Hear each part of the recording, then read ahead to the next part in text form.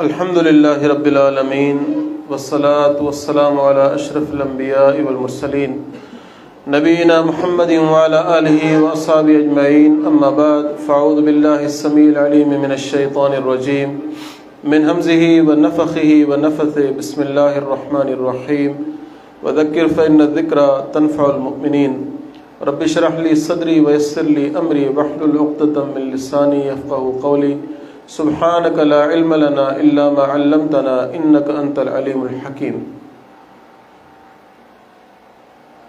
हर क़िस्म जी हम्दो सना वॾाई किबरियाई वाखाण ऐं हर तरह जी इबादत जे लाइक़ फ़क़ति हिकु अल्लाह जी ज़ात आहे, जेको इन सारी काइनात जो अकेलो ख़ालिक़, अकेलो मालिक, अकेलो राज़िक़ आहे, अकेलो वहदहू ला शरीक इन सारे जग जो पैदा कंदड़ पालींदड़ ऐं अकेलो वहदहू ला शरीक इन सारे संसार खे हलाईंदड़ ऐं संभालींदड़ आहे।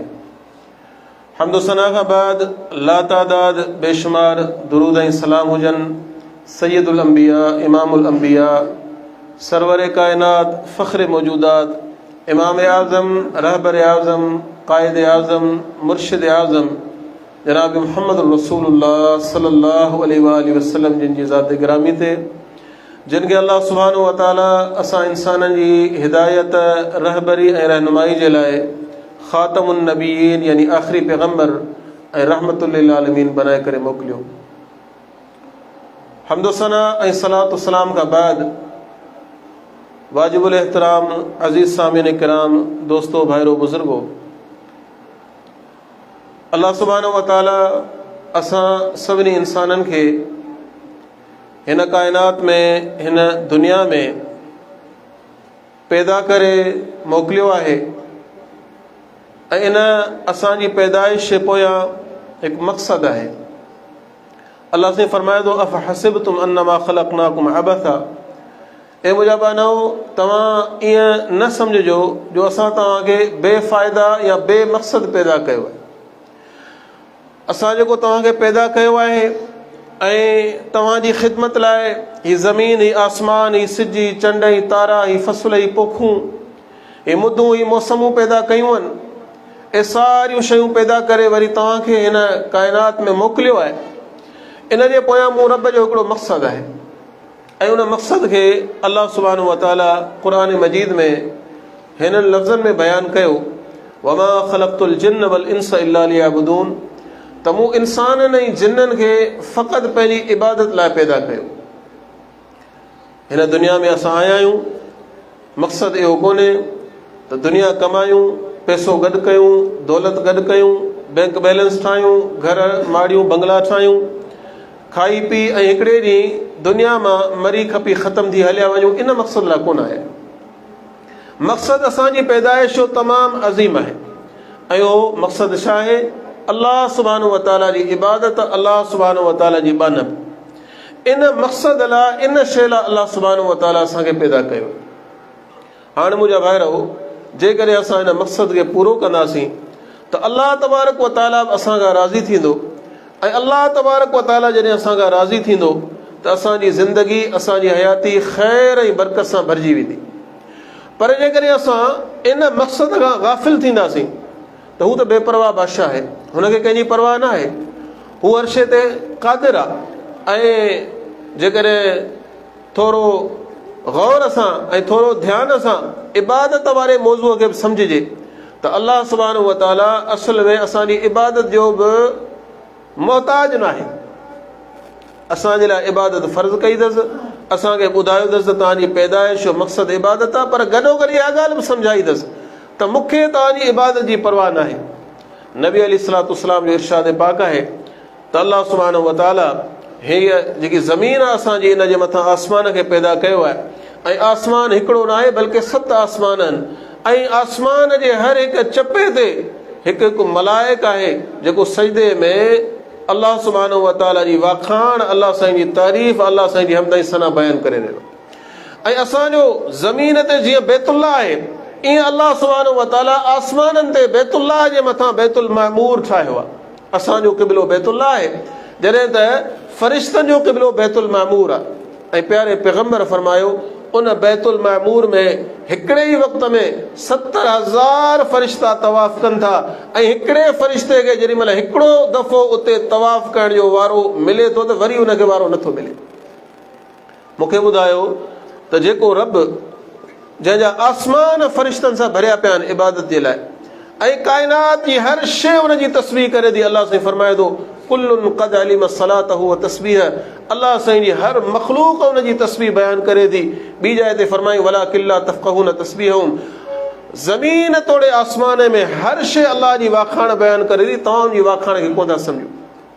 हीअ सुबुह जो उथंदा आहियूं न सवेरे, पखियुनि जी अहिड़े नमूने सां झिरकियुनि जी या जेकी चहचहाट असीं ॿुधंदा आहियूं, जेको आवाज़ ॿुधंदा आहियूं, इहो छा आहे? अलाह जो ज़िक्र, अलाह जो ज़िक्र आहे।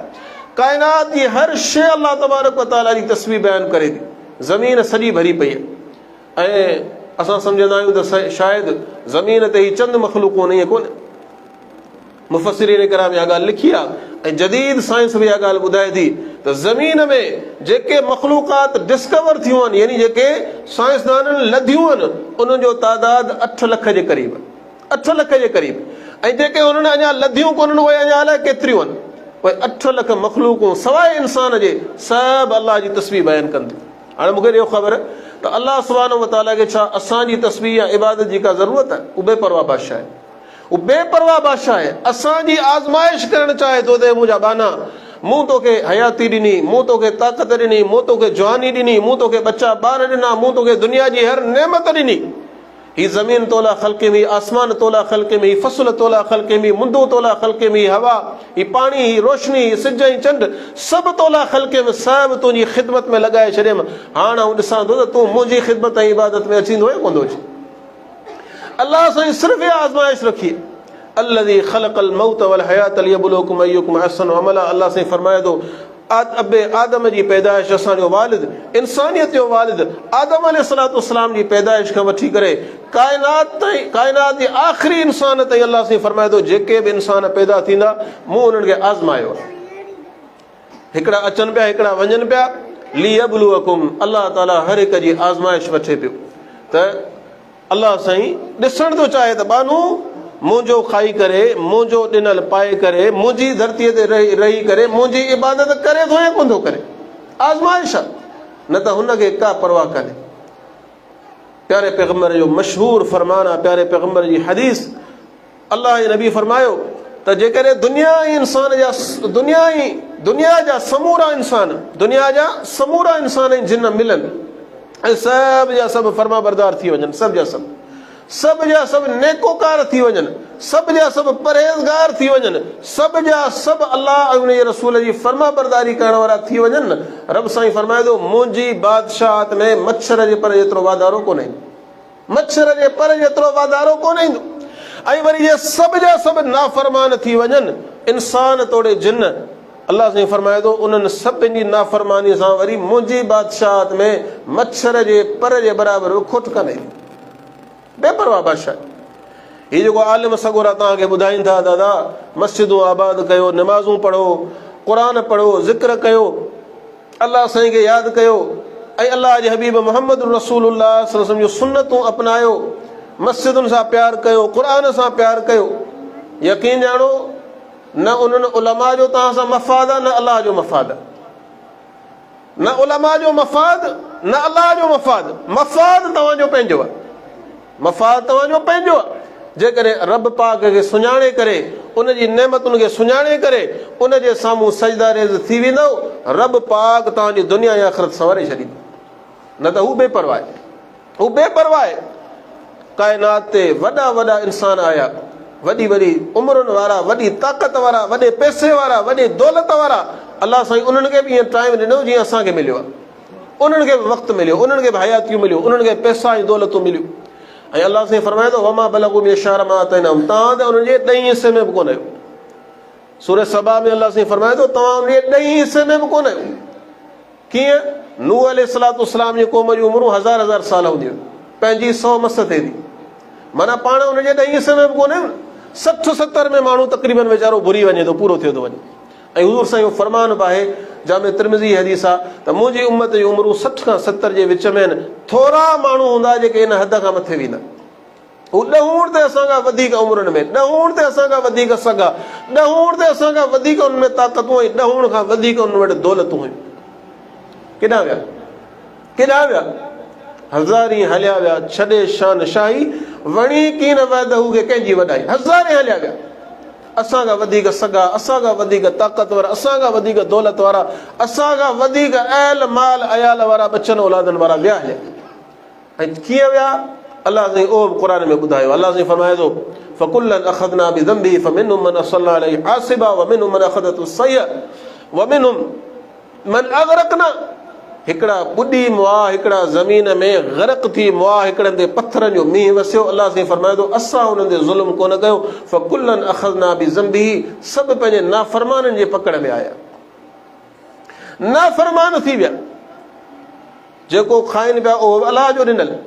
हिकिड़ो को दाणू कणिक जो उन मां को संग पैदा त करे ॾेखारे। पाणी ज़मीन में हेठि हलियो वञे, अलाह साईं फरमाए थो आहे को तव्हां मां जेको हुनखे वापसि कढी सघे। सूरह वाक़िया पढ़ी त ॾिसो, ॿियो रुकू पढ़ी सघो। अलाह साईं फरमाए थो अफ़रैतुमा तहरुसून, पोखूं जी जेके तव्हीं कयो था इन्हनि खे उपाय केरु थो? मूं रब खां सवा को आहे?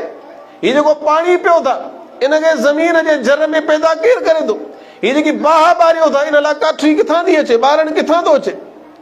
अलाह साईं फरमाए थो आऊं जेकॾहिं इहे सभु शयूं तव्हां खां कसे वठां त तव्हां मां कंहिंमें इहा ताक़त ऐं ज़रूरत कान्हे जो इन्हनि शयुनि खे पैदा करे सघे।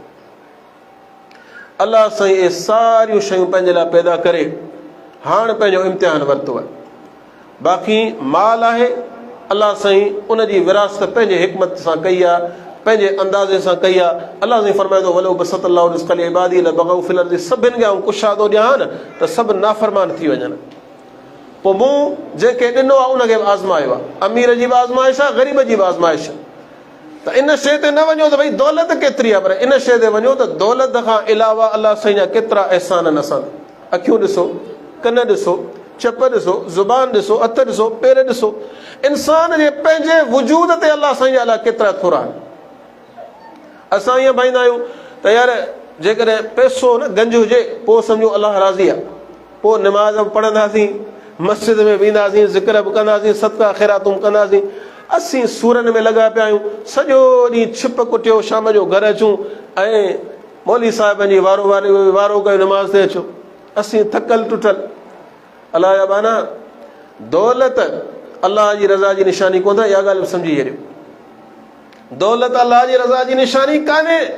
जेकॾहिं दौलत अलाह जी रज़ा जी निशानी हुजे हा त क़ारून पंहिंजे खज़ाननि समेत ज़मीन में न वञे। दौलत अलाह जी रज़ा जी निशानी। अलाह जी रज़ा जी निशानी छा आहे त अलाह तबारक व तआला ग़रीबी ऐं मिसकीनी जी हाल में बि सजदे जी तौफ़ीक़ न खसे। पंहिंजे दर ते घुराईंदो रहे, मस्जिद में घुराईंदो रहे, चङा कम कराईंदो रहे, बुराई बुछड़ाई ऐं गुनाह खां रब पाक बचाईंदो रहे। इहा अलाह ताला जी वॾी करम नवाज़ी आहे। सिलसिलत अहादीस सहीह जे अंदरि प्यारे पैगंबर जो फरमान आहे, अलाह साईं दुनिया हर उन माण्हू खे ॾींदो आहे जंहिंसां अलाह जो प्यार हुजे या न हुजे, पर अलाह ताला पंहिंजे दीन जी तौफ़ीक़, नेक अमल जी तौफ़ीक़, ख़ैर जी तौफ़ीक़ उन ई माण्हू खे ॾींदो आहे जंहिंसां अलाह जो प्यार हूंदो।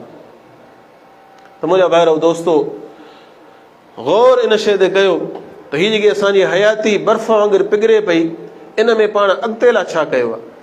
हिते लाइ त सभु लॻा पिया आहियूं, अमीर बि लॻो पियो आहे, ग़रीब बि लॻो पियो आहे। ओ जिन जूं ही रोड भरिसां वहे पियो न, जिन जा टाला हलनि पिया, 70 टाला, उन्हनि जी बि बुख ख़तमु कंदी थी, उहे बि लॻा पिया आहिनि।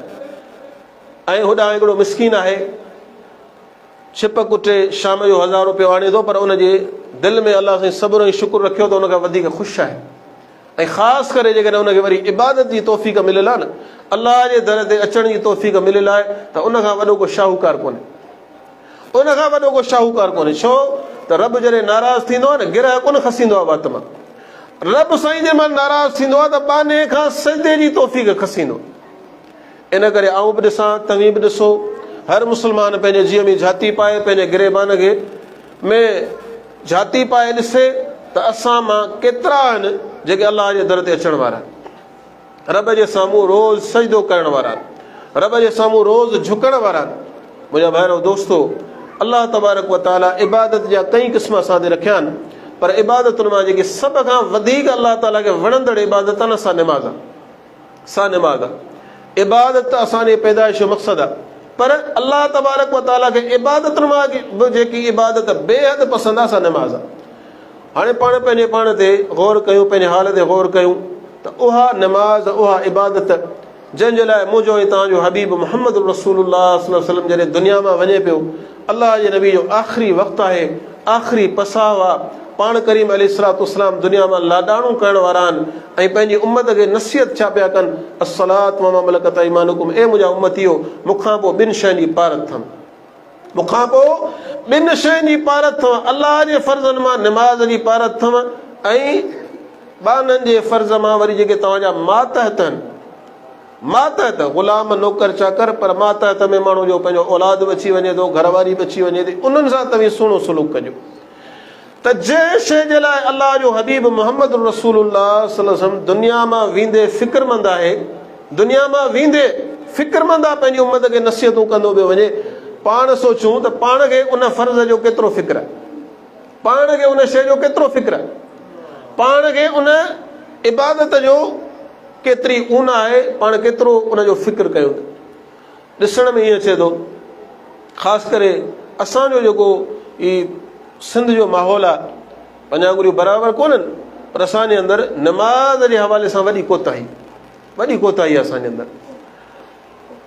सुबुह जो सवेरे असां उथी वेंदा आहियूं, निंड छॾणु, गरम बिस्तरो छॾण को सवलो कोन हूंदो आहे, पर दुनिया जे लाइ, पंहिंजे बचनि जी रोज़ी जे लाइ असां सुबुह जो उथणु गवारा कंदा आहियूं, पर सुबुह जो उथी बसि सजदा असांखां कोन ॾिना थींदा। हालांकि नमाज़ उहा इबादत आहे जंहिंजे लाइ मुहम्मद रसूलुल्लाह सल्लल्लाहु अलैहि वसल्लम दुनिया मां वेंदे वेंदे असांखे पारतूं करे विया, पारतूं करे विया। 100 खां कुझु मथे, 700 वारी ॻाल्हि मशहूर आहे पर सही कान्हे, 107 दफ़ा या तक़रीबन 111 दफ़ा नमाज़ जो हुकुम आहे क़ुर शरीफ़ में।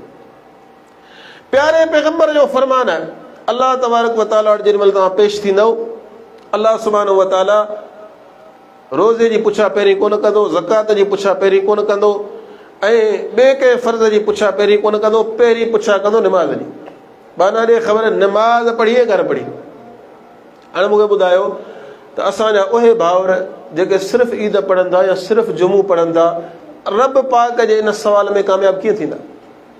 सहाबा जो हाल इहो हूंदो, सहाबा जो हाल इहो हूंदो। सही मुस्लिम जी हदीस आहे, अब्दुल्लाह बिन मसूद बयानु करे थो, प्यारे पैगंबर जा जेके असहाब हुआ, नमाज़ जा एॾा पाबंद हुआ, एॾा पाबंद हुआ, एॾा पाबंद हुआ, जवान त मस्जिद में मौजूदु हूंदा हुआ, अधड़ो त मस्जिद में मौजूदु हूंदा हुआ, वेंदे औरतुनि लाइ बि इंतज़ाम हूंदो उन वक़्त में, औरतुनि लाइ बि उन वक़्तु बापर्दा इंतज़ाम हूंदो, मस्जिद में ईंदियूं हुयूं औरतूं, उहे बि नमाज़ लाइ हाज़िर थींदियूं हुयूं। पर अब्दुल्लाह बिन मसूद फरमाए थो त मूं ॾिठो त अहिड़ा अहिड़ा पीरसन साहबा ऐं बीमार साहबा जेके वीचारा हली कोन सघंदा, जेॾीमहिल अल्लाह अकबर जो आवाज़ उनजे कननि ते पवंदो हो, अज़ान जो आवाज़ उनजे कननि ते पवंदो हो, त ॿिनि पंहिंजे भाइटियुनि भाणेजनि जे कुलनि ते या पंहिंजे ॿिनि पुटनि जे कुलनि ते हथ रखी करे पेर गिलींदा मस्जिद में ईंदा। आऊं पुछां थो, मूंखे तव्हांखे छा थियो आहे? असांजा हथ त सिधा आहिनि, पेर त सही सालिम आहिनि, असां त चङा भला आहियूं, सिहतमंद हुयूं। सहाबा हलण लाइक़ु कोन हूंदा त बि ॿिनि माण्हुनि जे कुलनि ते हथ रखी पेर गिलींदा मस्जिद में ईंदा। अलाह पाक मां फरमाए, पाण ते अहिड़ी आज़माइश कान आई, न अंधा आहियूं, न मंदा आहियूं, न टुंडा आहियूं, सही सालिम, सही सालिम। ऐं यादि रखो, इहा बि असांजी भुल आहे त असीं दुनिया मां वेंदासीं त पोयां को असांजे लाइ ख़ैरातूं कंदो, पोयां को असांजे लाइ दुआऊं कंदो, केरु कंहिंखे यादि कोन थो करे, केरु कंहिंखे यादि कोन थो करे। वधि में वधि ग़म थींदो आहे घरवारी खे, उन लाइ 4 महीना 10 ॾींहं अदद रखियो वियो आहे। ॿियो भले औलाद हुजे, भले तव्हांजो मिट माइट हुजे, अज़ीज़ क़रीब हुजे, केरु कंहिंखे यादि कोन थो करे, केरु कंहिं लाइ कोन मरे थो, केरु कंहिं लाइ कोन थो मरे। इंसानु जॾहिं दुनिया मां वञे थो, माल दौलत, उनजो जाइदाद, उनजी हर शइ ते रहिजी वञे थी, हर शइ। तव्हां सां गॾु तव्हांजा इहे सजदा वेंदा, तव्हांजो इबादतूं वेंदियूं, ॿिया जेके तव्हां ख़ैर जा कम कया तव्हां सां गॾु वेंदा। ऐं नमाज़ जे मुतलिक़ अल्लाह जे हबीब अलैहिस्सलातु वस्सलाम जो इरशाद पाक आहे त इंसान ते क़बर में जेॾीमहिल माण्हू लहंदो आहे त अज़ाब पेश थींदो आहे, अज़ाब पेश थींदो आहे। हर एक मोमिन ते ऐं हर एक गुनाहगार ते। पोइ गुनाहगार खे त पकोड़े वेंदो आहे, पर मोमिन इंसान ते जेॾी महिल अज़ाब पेश थींदो आहे, क़ब्र जी जहन्नम जी बाह पेश थींदी आहे, त नेक अमल हुनखे बचाए वठंदा आहिनि। नबी अलैहिस्सलातु वस्सलाम फरमायो त मथे खां जेॾी महिल अज़ाब ईंदो आहे न, तेॾी महिल हुनखे क़ुर शरीफ़ जी तिलावत रोकींदी आहे। क़ुर शरीफ़ जी तिलावत रोकींदी। सॼे ऐं खॿे हथनि वारे पासे खां जेॾी महिल अज़ाब ईंदो आहे, त जेको तव्हां अलाह जी राह में पैसो ख़र्च कयो या जेके बि नेक कम पंहिंजे हथनि सां कया, मस्जिद ठहे पई उते मज़ूरी माण्हू वञी कई, या को बि नेक कमु वञी कई हथनि सां, त हथनि सां जेकी बि नेकी कई, अलाह जी राह में ख़र्च कई, का बि नेकी कई, त हथनि खां जेको अज़ाब ईंदो उहो उन नेकी जे करे टरी वेंदो। ऐं जेॾी महिल पेरनि खां अज़ाब ईंदो आहे न, उनखे ख़बर न कहिड़ी शइ रोकींदी आहे। प्यारे पैगम्बर फरमायो अस्सलात, नमाज़ रोकींदी आहे। छो त पेरनि सां हू पंहिंजे घरां हली करे मस्जिद में आयो, पेरनि सां हली पंहिंजे घरां मस्जिद में आयो, पेरनि खां जेको अज़ाब आयो उनखे नमाज़ रोके थी। हाणे मूंखे ॿुधायो, ज़िंदगी में पाण हर बंदोबस्तु पंहिंजे लाइ कंदा आहिनि। अमीर त अमीर आहे, पर ग़रीब माण्हू अदा घर ठाहे थो कोन थो ठाहे, उन में घर में एतिरो बंदोबस्तु रखे थो जो मींहं झुड़ी फुड़ी में, तूफ़ान में, कंहिं मुसीबत में हुनखे कमु अचे। 4 पैसा असीं घर में रखंदा आहियूं हमेशह, अलाह न करे का तकलीफ़ थी पवे, का बीमारी थी पवे, त कुझु असां वटि मौजूदु हुजे। हर तरह जो समर हर माण्हू रखे थो।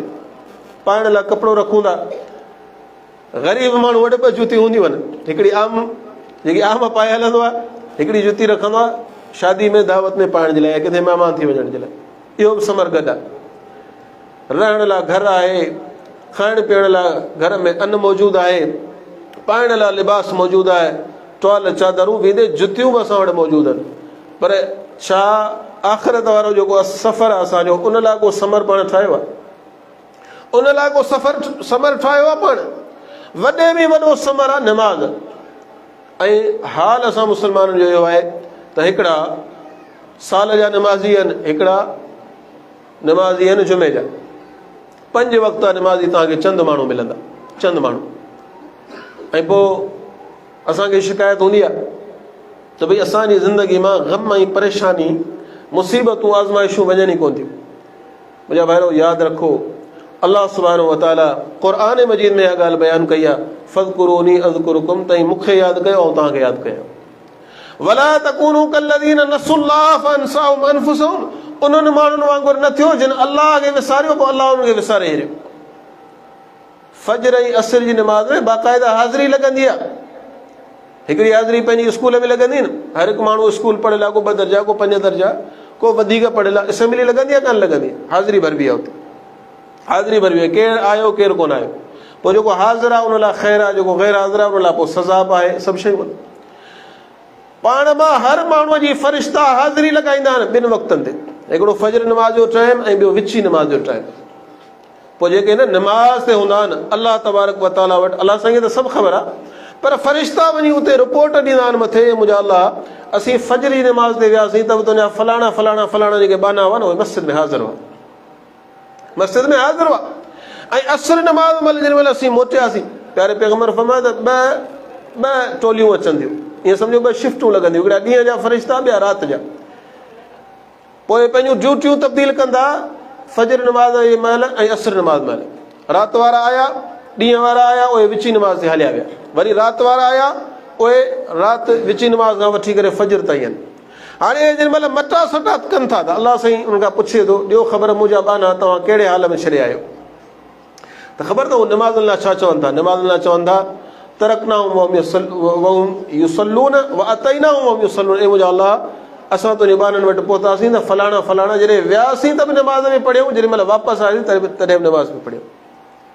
हाणे मूंखे ॿुधायो त जेको न ग़ैर हाज़िर आहे, जेको हाज़िरी कोन थियो आहे, पोइ उनजी ज़िंदगी में सुकून किथां ईंदो? ख़ैरु किथां ईंदो? ख़ैरु ऐं भलाई उनजी ज़िंदगी में किथां ईंदी? त पहिरीं हिते हाज़िर थियो, हिते हाज़िर थींदासीं त पोइ असांजी रोज़ीअ जी हाज़िरी लॻी वेंदी, हर शइ जी अलाह ताला वटि हाज़िरी लॻी वेंदी, हर शइ असांखे मिली वेंदी। नमाज़ लाइ सलफ़ सालीन हिकिड़ो ॾाढो प्यारो मिसाल ॾिनो आहे त भई हिकिड़ो बादशाह हो, उहो ऐलान कंदो भई जंहिंखे का शइ खपे त सुबुह जे टाइम अचे ऐं उहो पंहिंजो थांव जेको आहे उहो सिधो करे रखी वञे, ऐं उन में हिकिड़ी पर्ची छॾे वञे, उनखे जेकी शइ खपंदी सा मिलंदी। पोइ हिकिड़ो तव्हां सां अहिड़ो ईंदो घटि सम्झ वारो, हिकिड़ो देरि सां ईंदो, ॿियो पंहिंजो थांव ऊंधो करे हलियो ईंदो, शाम जो ईंदो त कुझु ई कोन्हे हुन में। माण्हुनि खे चवंदो भई सभिनि खे मिले थो सभु कुझु, मूंखे त कुझु कोन थो मिले। त हुनखां पुछो वियो तूं करी छा थो? चई वञा थो पंहिंजो थांव हुते ऊंधो करे रखी हलियो वेंदो आहियां, शाम जो ईंदो आहे ख़ाली ईंदो आहे। हुनखे सम्झायूं त अलाह जा बाना तूं हुनखे हिकिड़ो त सवेरे पहुच, उन खां पोइ सिधो करे हुनखे रख, ऐं हुन में पोइ पंहिंजूं ज़रूरतूं जेके बि आहिनि लिखी रख, तोखे हर शइ मिलंदी। त जॾहिं दुनिया जा बादशाह उन्हनि जो इहो हाल आहे त निवड़त करण वारे खां सवाइ ऐं घुरण वारे खां सवाइ ऐं तालिब खां सवाइ ॿिए कंहिंखे उहा का शइ कोन था ॾियनि, त उहो त मालिक आहे, हू त खज़ाननि जो मालिक आहे, ऐं हू त चवे थो मूंखां घुरो। सलफ़ सालीन जो कौल आहे त अलाह ऐं बाने में इहो ई फ़र्क़ु आहे, बाने खां घुरंदो बानो नाराज़ थींदो, बाने खां घुरंदो भला नाराज़ न थींदो, हिकिड़ो भेरो ॾींदो, ॿियो भेरो, टियों भेरो, चोथों भेरो चवंदो यार हीउ रोज़ हिन आदत करे विधी आहे, हीअ त को पहिनूं आहे सफ़ा पोयां पइजी वियो आहे, अड़िजी विया आहियूं हुन मां। बाने खां घुरंदो त उहो नाराज़ थींदो, पर अलाह तबारक व तआला खां न घुरंदो त अलाह ताला हुन ते नाराज़ थींदो। न घुरण वारा केरु आहिनि? बेनमाज़ी, अचनि ई कोन था। जॾहिं अचनि कोन था त न को गुनाह जी माफ़ी था घुरनि, न को अलाह साईं खां रोज़ी घुरनि था, न को अलाह ताला खां ॿियो को दुनिया जो ख़ैरु घुरनि था। त मुंहिंजा भाइरो दोस्तो, नमाज़ जी पाबंदी पंहिंजे मथां लाज़िम कयो।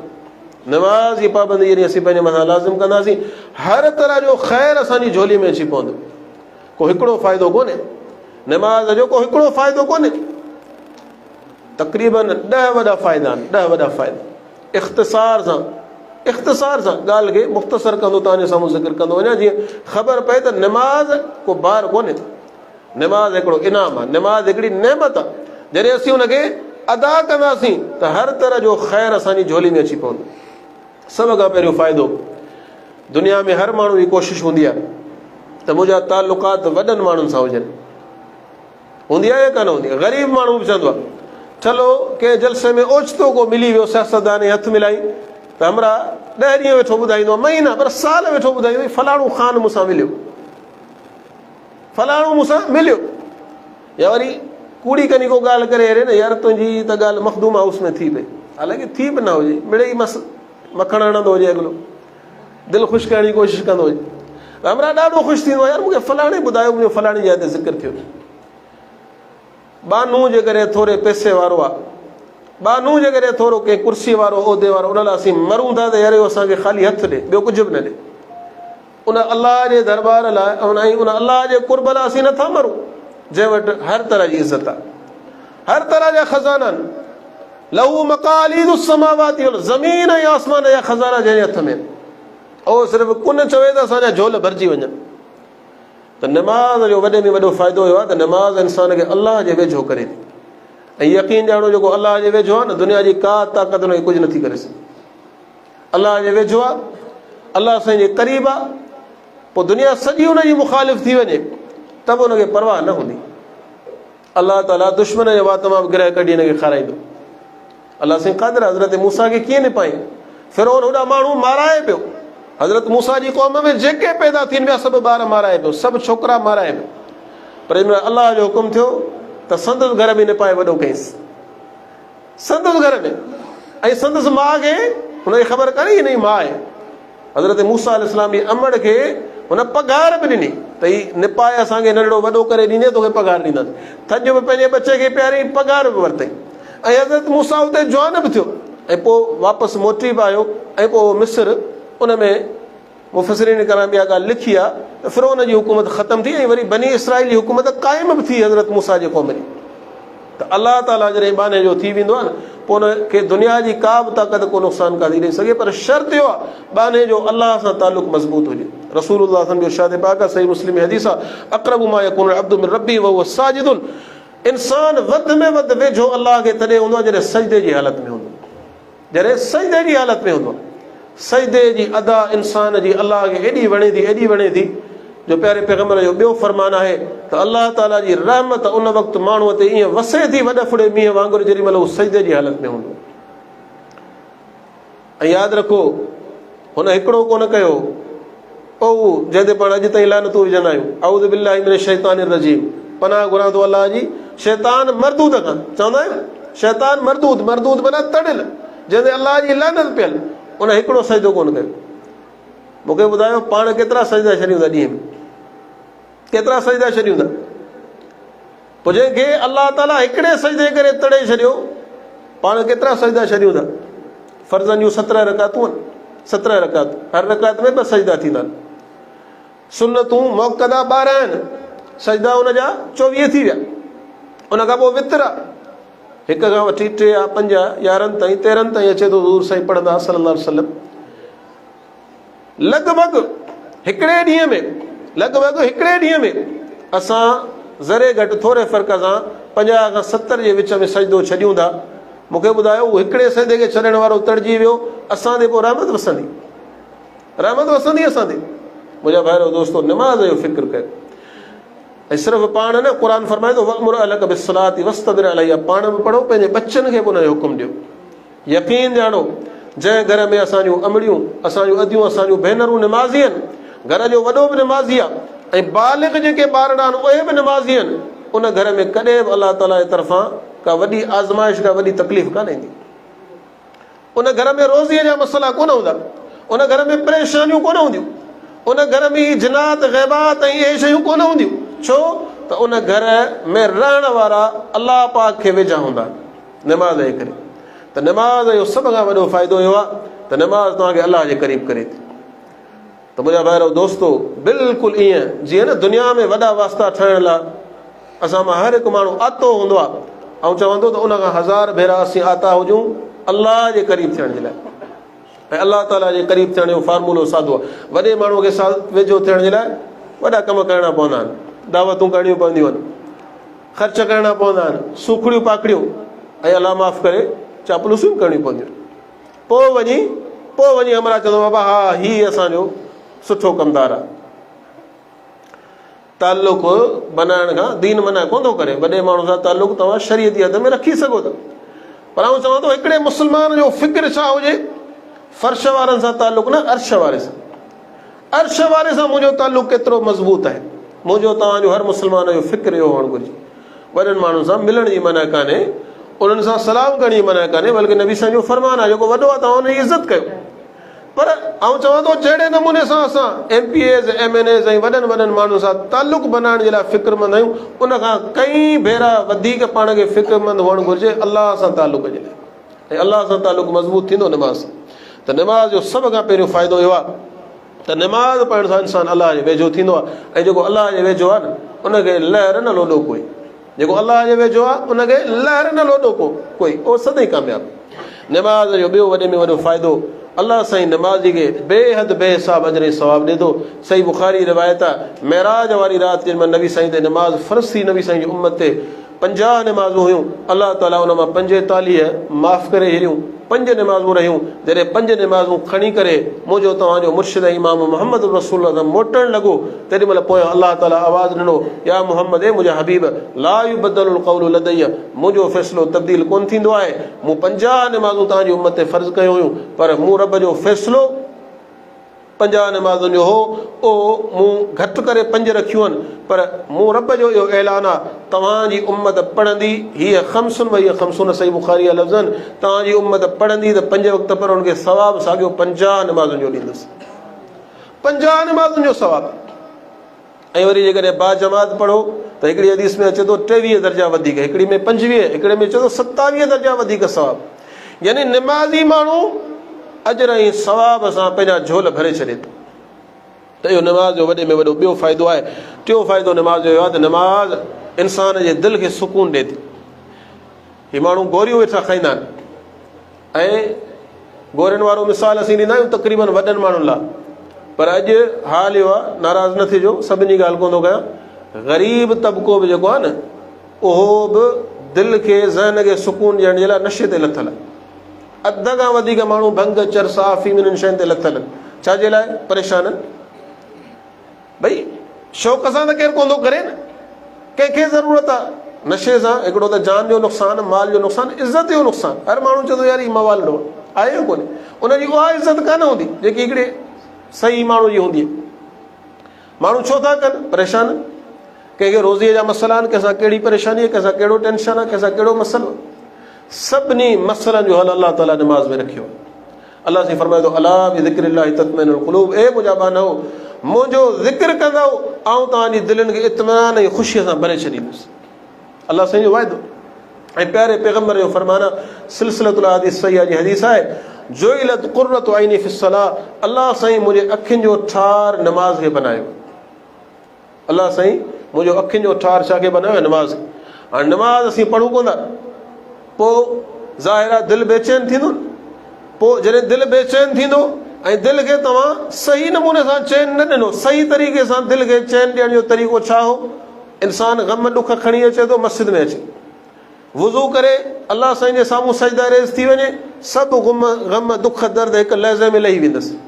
हाणे जो पंहिंजे ग़मनि खे निमाज़ सां दूरि न कई त ज़ाहिर आहे शैतान चवंदुसि वाह हिन पासे अच, वॾो मज़ो अथई, कुझु पी वठि, कुझु खाई वठि। उहो त दुश्मन आहे न इंसान जो। त मुंहिंजा भाइरो दोस्तो, इन्हनि सभिनी मसइलनि खां जेकॾहिं असीं आज़ादु थियणु चाहियूं था, ऐं यादि रखो वॾे में वॾो अॼुकल्ह जेको हरबो आहे कंहिं बि माण्हूअ खे तबाह करण जो, उहो इहो ई अथव। पुराणनि वक़्तनि में वॾा माण्हू ईअं कंदा हुआ, जंहिंसां दुश्मनी थींदी न, ॾिसंदा बाबा सघो आहे, हाणे हिनखे आउं किराए कोन थो सघां, हिन सां विड़ी कोन थो सघां, इन वटि पैसो मूं जेतिरो आहे, वास्तो बि आहे हिन जो, पोइ हुनखे पहिरीं संगत में आणींदा, पोइ नशे ते हिराईंदा, नशे ते हिरियो, हाणे हू अची वेंदा, हाणे चवंदा बाबा हीउ पंहिंजे पाण खे पाण ई तबाह कंदो, पंहिंजी भींग पाण ई कंदो। यादि रखो नशो ख़तरनाक शइ, इंसान जे जान लाइ, इंसान जे माल लाइ, इंसान जे बचनि लाइ, हुनजी इज़त लाइ ख़तरनाक शइ। ऐं मूं तव्हांखे अर्ज़ु कयो त ईंदी तॾहिं आहे माण्हू जी हयाती में, जॾहिं माण्हू बेचैन हूंदो, दिमाग़ में टेंशन, भार, वज़न हूंदा आहिनि, पोइ माण्हू इन्हनि शयुनि ते लही पवंदो। पर जेकॾहिं इन्हनि सभिनी मसइलनि खां पनाह चाहियो था, आजो थियणु चाहियो था, नमाज़ पढ़ो, नमाज़ पढ़ो। अलाह साईं दिलि खे उहा ख़ुशी ॾींदो, उहो करार ॾींदो जो इन्हनि शयुनि जी वरी तलब या ॿाड़ लॻंदी कान। नबी साईं जो फरमान आहे जुइलत क़ुर्रतु ऐनी फ़िस्सलाह, अलाह साईं अखियुनि जो ठार, ऐं क़ुरान में अलाह साईं जो फरमान आहे अलाह साईं दिलनि जो सुकून नमाज़ में रखियो। त नमाज़ जो वॾे में वॾो फ़ाइदो हुयो आहे। टियों नंबर फ़ाइदो जो ज़हन खे ऐं दिलि खे सुकून मिले थो। चोथों फ़ाइदो नमाज़ जो, जंहिं फ़ाइदे लाइ पाण मां हर माण्हू आतो आहे, हर माण्हू खे उन फ़ाइदे जी ज़रूरत आहे, हर माण्हू उन फ़ाइदे जी ॻोल्हा में आहे। नमाज़ जो चौथी नंबर ते वॾे में वॾो फ़ाइदो इहो आहे, नमाज़ सां रोज़ीअ में फ़राख़ी थिए थी, रोज़ीअ में फ़राख़ी थिए थी। हाफ़िज़ इब्न कसीर रहमतुल्लाह अलैह सूरह ताहा में जेकी आयत अचे थी वअमुर अहलक बिस्सलाति वस्तबिर अलैहा ला नसलुका रिज़्क़ा, इन जी तफ़सीर में लिखे थो त नमाज़ खे क़ाइमु कर अलाह जा बाना, अता कर रिज़्क़ मिन हैसु ला तहतसिब, अलाह साईं नमाज़ खे क़ाइमु करण सां तोखे उतां रोज़ी ॾींदो जितां तुंहिंजो गुमान बि कोन हूंदो। हिकिड़ो त गुमान हूंदो भई बनी काई दमि इन मां मिलंदो, मज़दूरी कयां थो इतां मिलंदो, कारोबार में 4 पैसा सीड़ायदमि उतां ई मिलंदो। पर नमाज़ पढ़ण सां अलाह साईं उतां इंसान खे रोज़ी ॾींदो आहे जितां हुनजो गुमान बि कोन हूंदो। ऐं प्यारे पैगम्बर फरमाना जामे तिरमिज़ी हदीस आहे सही सनद सां, प्यारे पैगम्बर फरमायो, अलाह ताला फरमाए थो, यानी कुदसी हदीस आहे, ए आदम जा पुट, जेकॾहिं तूं मुंहिंजी इबादत लाइ फारिग़ थींदे अमलउ सदरक गिनन व असुद फ़क़रक, ऐं तुंहिंजे सीने खे अमीरी सां भरे छॾींदुसि ऐं आउं तुंहिंजूं सभु ज़रूरतूं पूरियूं करे छॾींदुसि। ऐं जेकॾहिं तो मुंहिंजी इबादत लाइ वक़्तु न कढियो त तुंहिंजी मिसकीनी मोहताजी कॾहिं ख़तमु न थींदी। वाला अमलउ यदक शुगलन, ऐं तोखे दुनिया जे कमनि में अहिड़ो फासाईंदुसि जो पोइ तोखे पंहिंजो सुध बि कोन हूंदो। वरी ॾिसो माण्हुनि जो छा हाल आहे, जेॾी महिल निकिरनि था, न मानी खाइण जो टाइम आहे, न आराम करण जो टाइम आहे, न घर वापसी जो टाइम आहे, ॾींहुं राति हण आहे। इन लाइ त हुननि अलाह खे विसारे दुनिया खे पंहिंजो मक़सदु बनाए छॾियो। ऐं इन जाइ ते जेकॾहिं नमाज़ूं पढ़नि हा त अलाह साईं रोज़ीअ में बि आसानियूं करे ॾिया, आराम बि थी वञे हा, पंहिंजे बचनि में मोटी अचे हा, हर शइ हुनखे मिली वञे हा। उहो अक्सर हिकिड़ी ॻाल्हि आऊं कंदो आहियां त मुस्लमान हमेशह दीन खे अपनाए। अलाह वारनि जो चवणु आहे त जेको इंसान दीन खे अपनाईंदो आहे न, जहिड़े नमूने सां कणिक काइण वारे खे अन्न सां गॾु भू फ्री में मिली वेंदो आहे, ईअं जेको माण्हू दीन खे चंबड़ंदो आहे, अलाह जे घर जी हाज़िरी ॾींदो आहे, नमाज़ जो पाबंद थी वेंदो आहे, अलाह ताला दुनिया हुनखे उहो ई ॾेई छॾींदो आहे। त मुंहिंजा भाइरो दोस्तो, नमाज़ जो चोथों फ़ाइदो इहो आहे त नमाज़ सां रोज़ी में कुशादगी थिए थी। पंजो फ़ाइदो इहो आहे त नमाज़ इंसान खे बेहयाई ऐं बुराई ऐं बुछड़ाई जे कमनि खां रोके थी। क़ुरान में अलाह साईं फरमायो इन्न सलात तन्हा अनिल फ़हशाई वल मुनकर उतलु मा उहिया इलैका मिनल किताबि वक़ीमिस सलाह। ऐं मुंहिंजा हबीब तव्हां क़ुरान जी तिलावत कंदा कयो ऐं नमाज़ खे क़ाइमु कंदा कयो, बेशक नमाज़ इंसान खे बेहयाई ऐं बुराई जे कमनि खां रोके थी। हीअ असांजे मुआशिरे में जेको बिगाड़ अथव न, जेको बिगाड़ तव्हांखे नज़र अचे थो, माण्हुनि जा अख़लाक सवला न आहिनि, न उनजो ॻाल्हाइणु सवलो आहे, न किरदारु सवलो आहे। बुनियादी वजह नमाज़ खां दूरी। नमाज़ में अलाह ताला उहा करामत रखी आहे जो पाबंदी सां जेकर इंसानु अदा कंदो रहे, पाणे ई हू गुनाहनि ऐं नाफ़रमानियुनि खां परते थी वेंदो, हटी वेंदो। नमाज़ी माण्हू सही माना में हुजे, दिलि सां पढ़ंदड़ हुजे, ईअं ई बसि रुॻो छा चवंदा आहियूं सिंधी में टकराइण वारो न हुजे, आयो 4 सजदा ॾह बतारे नहीं निकिरी हलियो वियो, अलाह अलाह ख़ैर सलाह नमाज़, ईअं न। दिलि सां पढ़ंदड़ हुजे, नबी अलैहिस्सलाम जी सुन्नत जे मुताबिक़ पढ़ंदड़ हुजे, पोइ अलाह ताला हुनखे बेहयाई ऐं बुराई जे कमनि खां बचाए थो पंहिंजे फज़ल ऐं तौफ़ीक़ सां। त इहो नमाज़ जो पंजो वॾे में वॾो फ़ाइदो आहे। छहों नमाज़ जो फ़ाइदो, नमाज़ सां इंसान जा समूरा गुनाह माफ़ थींदा। सही बुख़ारी हदीस आहे, नबी अलैहिस्सलाम फरमायो त जेकॾहिं तव्हां मां को माण्हू कंहिं नहर जे किनारे, कंहिं दरिया जे किनारे रहंदो हुजे ऐं ॾींहं ऐं राति में 5 दफ़ा विझंदो हुजे, ऐं मुंहिंजा साहबा छा मूंखे ॿुधायो छा हुनजे जिस्म ते का मेर रहंदी? साहबा फरमायो न साईं, 5 दफ़ा ॾींहं ऐं राति में विझे थो, हिकिड़ो दफ़ो विझण वारो पाक साफ़ थी वेंदो आहे, 5 भेरा जेको ॾींहं ऐं राति में विझे उहो त बिल्कुलु पाक साफ़ थी वेंदो। हुज़ूर साईं फरमायो त इहो ई 5 वक़्त नमाज़ जो मिसाल आहे, जो 5 वक़्त नमाज़ जेकॾहिं को मुस्लमान पाबंदी सां पढ़े थो, अलाह सुब्हानहु व तआला हुनखे गुनाहनि खां पाक साफ़ करे ॾे। नमाज़ जो 7 वॾो फ़ाइदो, नमाज़ सां इंसान जा जन्नत में दर्जा बुलंद थियनि था। नबी अलैहिस्सलाम फरमायो, सही बुख़ारी हदीस आहे, माण्हू जेॾीमहिल पंहिंजे घरां निकिरे थो, बावुज़ू थी करे ऐं सही नमूने सां वुज़ू करे मस्जिद में अचे थो, अलाह ताला हिकु हिकु विख जे बदिले में हुनजो गुनाह माफ़ करे थो, ऐं हिकु हिकु विख जे बदिले में अलाह ताला जन्नत में हुनजो दर्जो बुलंद करे थो। ऐं जन्नत जो दर्जो को नंढड़ो कोन अथव, दर्जो अरबी में सीढ़ी खे चाढ़ी खे बि चइबो आहे। दादा ठहियल हूंदा न, दादे खे 3 दादा 3 दर्जा, त पाण वारी सीढ़ी त हूंदी वधि में वधि 4 इंच जी, 5 इंच जी, 6 इंच जी हूंदी, पर जन्नत जो हिकिड़ो दर्जो ऐं ॿियो दर्जो ख़बर न केतिरो आहे। सिलसिलतुल हदीस सही में नबी साईं जो फरमान आहे त जन्नत जे हिकिड़े दर्जे खां वठी ॿिए दर्जे ताईं एतिरो मुफ़ासिलो आहे, 100 साल जो मुफ़ासिलो। ऐं मुफ़सिरीन किराम, शारीन किराम इहा ॻाल्हि लिखी आहे त जंहिं इंसान जो जन्नत में जेतिरो दर्जो बुलंद हूंदो, ओतिरियूं हुनखे नेमतूं वधीक मिलंदियूं। त नमाज़ी माण्हू जेको आहे उनजा दर्जात जन्नत में बुलंद थींदा। ऐं 8हों फ़ाइदो, नमाज़ी माण्हू उहो ख़ुशि नसीब इंसानु आहे जंहिंजे लाइ अलाह जा नूरी फ़रिश्ता दुआऊं कंदा, अलाह जा नूरी फ़रिश्ता हुनजे लाइ दुआऊं कंदा। असीं हिक ॿिए खे चवंदा आहियूं दुआ जो, पोइ ॻाल्हि विसरी वेंदी आहे। अलाह दुआनि में यादि कजे, हाणे अॻिले जी मर्ज़ी करे न करे, पाण मिड़ी चई हलींदा आहियूं, करे या न करे मर्ज़ी वारो आहे, ॻाल्हि विसरी वञेसि या कुझु बि मसरूफ़ियत थी वञेसि, तकिया कलाम पंहिंजो हूंदो आहे, दादा दुआनि में यादि कजां। ख़ासि करे मोकिलाइण महिल पाण चवंदा आहियूं हिक ॿिए खे, हाणे अॻिलो करे न करे, पर जेकॾहिं तव्हां नमाज़ी आहियो त बेगुनाह रहो, नमाज़ी आहियो 5 वक़्त पाबंद, त बेगुनाह रहो, अलाह जा नूरी फ़रिश्ता तव्हांजे लाइ दुआऊं कंदा। नबी अलैहिस्सलाम जो इरशाद पाक आहे, नमाज़ी माण्हू जेॾीमहिल वुज़ू करे मस्जिद में अचे थो ऐं नमाज़ जे इंतज़ार में ख़ाली वेहे थो, अलाह जा नूरी फ़रिश्ता हुन लाइ दुआऊं कनि था, अल्लाह मग़फ़िर लहू अल्लाहुम्मा अरहमहू, ए अल्लाह तूं हुन जा गुनाह माफ़ फरमाए, ए अल्लाह तूं हुन ते पंहिंजो रहमत नाज़िल फरमाए। नमाज़ जो 9 वॾे में वॾो फ़ाइदो, नमाज़ी माण्हू क़यामत ॾींहुं जॾहिं सभु माण्हू पंहिंजे पघर में ॿुॾंदा हूंदा, नमाज़ी माण्हू अल्लाह ताला जे अर्श अज़ीम जे छांव में हूंदो। 7 ख़ुशि नसीब हूंदा।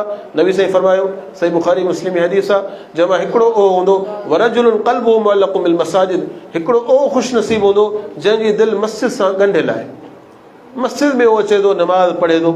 त नमाज़ी माण्हूअ खे इहो बि फ़ाइदो हासिलु थिए थो, इहा बि बरकत हासिलु थिए थी जो क़यामत ॾींहुं जॾहिं सभु माण्हू पंहिंजे पघर में ॿुॾंदा हूंदा, हीअ अलाह जे अर्श अज़ीम जे छांव में हूंदो। ऐं नमाज़ जो 10हों ऐं आख़िरी फ़ाइदो, बेशुमार फ़ाइदा आहिनि, पर 10 फ़वाइद मूं तव्हांजे साम्हूं ज़िक्र कया। नमाज़ जो 10हों ऐं आख़िरी फ़ाइदो इहो आहे त नमाज़ असांजे ईमान जी मुहाफ़िज़ आहे। नमाज़ असांजे ईमान जी मुहाफ़िज़ आहे। नमाज़ इंसान जेसीं ताईं पढ़ंदो रहंदो, तेसीं ताईं हुनजो ईमान महफ़ूज़ रहंदो, हुनजो ख़ात्मो बिल ख़ैर थींदो, हुनजो मौत ईमान जी हालत में थींदो। नबी अलैहिस्सलाम जो इरशाद पाक आहे, बैनल अब्दी व बैनल कुफ्रि तर्कुस सलाह, कुफ्र जे विच में ऐं ईमान जे विच में जेकॾहिं का फ़र्क़ु करण वारी शइ त नमाज़ आहे। नमाज़ी माण्हू बेईमान आहे, नमाज़ खे छॾण वारो, नमाज़ी माण्हू बाईमान ईमान वारो, पर नमाज़ खे छॾण वारो बेनमाज़ी बेईमान, ईमान जे संदे खां ख़ारिज। भले उहो पंहिंजे पाण खे मुस्लमान सॾाईंदो रहे, पर नमाज़ में जेकॾहिं सुस्ती ऐं कोताही आहे त नबी अलैहिस्सलाम हुनखे ईमान जे दायरे खां ख़ारिज कयो आहे। त नमाज़ ईमान जी मुहाफ़िज़ आहे। ए कुछ नमाज या फ़ाइदा जेके मूं तव्हांजे साम्हूं ज़िक्र कया। अल्लाह सुब्हानहु व तआला खां दुआ आहे त जमी मुस्लमाननि खे अल्लाह ताला नमाज जो पाबंद बनाए, ऐं जॾहिं नमाज जा असीं पाबंद बणिजंदासीं त अल्लाह तबारक व तआला इहे सभु फ़वाइद असांखे नसीब कंदो ऐं दुनिया या आख़िरत जो हर तरह जो ख़ैरु असांजी झोली में अची वेंदो। अल्लाह सुब्हानहु व तआला हीउ प्रोग्राम करण वारा जेके असांजा साथी आहिनि, अदो धणी बख़्शा, मुंहिंजो वालिद साहिबु चाचो रोशन आहे, साईं बिलाल आहे, या ॻोठ जी जेकी बि जमात आहे, अल्लाह ताला सभिनि खे पंहिंजे बरकात सां नवाज़े, पंहिंजे फज़ल सां नवाज़े ऐं उन्हनि जी हिन महिनत खे क़बूल मंज़ूर फ़रमाए। जेके बि दोस्त पंहिंजे मसरूफ़ियात मां वक़्तु कढी करे हिन प्रोग्राम में आया आहिनि, अल्लाह ताला उनखे बि जज़ाए ख़ैर अता फ़रमाए। हिन फितने जे दौर में अल्लाह जे घर में इन मक़सद लाइ जमा थियणु त भई क़ुर ॿुधंदासीं, हदीस ॿुधंदासीं, इहा बि वॾे में वॾी सआदत आहे। अल्लाह ताला तव्हां सभिनि भाउरनि जो हिते अचणु पंहिंजे बारगाह में क़बूल मंज़ूर फ़रमाए। उलमा इकराम खे बि अल्लाह ताला जज़ाए ख़ैर अता फ़रमाए। हिन मस्जिद जे अंदरि जेको मदरसो क़ाइमु आहे, अल्हम्दुलिल्लाह ॾाढी ख़ुशी थी, नंढड़ा आया ऐं उन्हनि नमाज़ जूं दुआऊं ॿुधायूं, नमाज़ खां बाद जूं दुआऊं ॿुधायूं, वुज़ू जो तरीक़ो ॿुधायो। बज़ाहिर असांजे लाइ जेके शहरनि जा माण्हू या मदरसनि जा माण्हू, उन्हनि जे लाइ इहा मिड़ी ॻाल्हि आहे, पर हिन ॻोठ जे लाइ इहा वॾी ख़ैर ऐं बरकत वारी ॻाल्हि आहे जो हिन ॻोठ जा जेके बछड़ा आहिनि, इन्हनि में अल्हम्दुलिल्लाह अल्लाह जे दीन सां मोहबत आहे, नमाज़ सां मोहबत आहे, दुआउनि सां मोहबत आहे। ऐं आउं चवंदो त इहे जेके ॿारड़ा आहिनि, जा माइट वॾा ख़ुशनसीब आहिनि जो अल्लाह ताला उन्हनि जी हयाती में उन जे बछड़नि खे पंहिंजे दर सां ऐं पंहिंजे दीन सां लॻाए छॾियो, त इहा वॾी सआदत आहे। ऐं ॻोठ वारनि खे आउं इहा गुज़ारिश कंदुसि त तव्हां इन मदरसे खे कामयाबु कयो, पंहिंजे बचनि खे पाबंदी सां मोकिलियो। तव्हीं हलिया वेंदव, हर हिक खे हलिणो, आउं हलियो वेंदुसि, तव्हां मां हर हिकु माण्हू असां मां हलियो वेंदो, पर इहे जेके तव्हांजो औलाद आहे, तव्हां जेके बछड़ा आहिनि, जेकॾहिं इन्हनि ते असां मां हर हिकु माण्हू महिनत कई आहे पंहिंजे पंहिंजे औलाद ते, त इहो औलाद असांजे लाइ सदका जारिया बणिजी वेंदो। त अल्लाह ताला हिन मस्जिद जी इंतिज़ामिया खे बि जज़ाए ख़ैर अता फ़रमाए, जिन वण काठी करे हीअ अल्लाह जो घर ठाहियो आहे पंहिंजी हिमत ऐं कोशिशि सां, अल्लाह ताला हिन खे जज़ाए ख़ैर अता फ़रमाए। हिन घर, हिन मस्जिद खे हुन जे लाइ सदका जारिया बनाए ऐं हिन मस्जिद खे आबाद करण जे करे अल्लाह तबारक व तआला हुननि जे घरनि खे, हुन जे बचनि खे ऐं हुननि जे रोज़नि खे अल्लाह ताला आबाद करण में बरकतूं ॾे। अल्लाह सुब्हानहु व तआला खां दुआ आहे जेकी कुझु बयानु थियो आहे उन ते मूंखे तव्हां भाउरनि खे सही माना में अमल करणी तौफ़ीक़ अता फ़रमाए। अक़ूलु क़ौली हाज़ा व आख़िरु दावाना अनिल हम्दुलिल्लाहि रब्बिल आलमीन।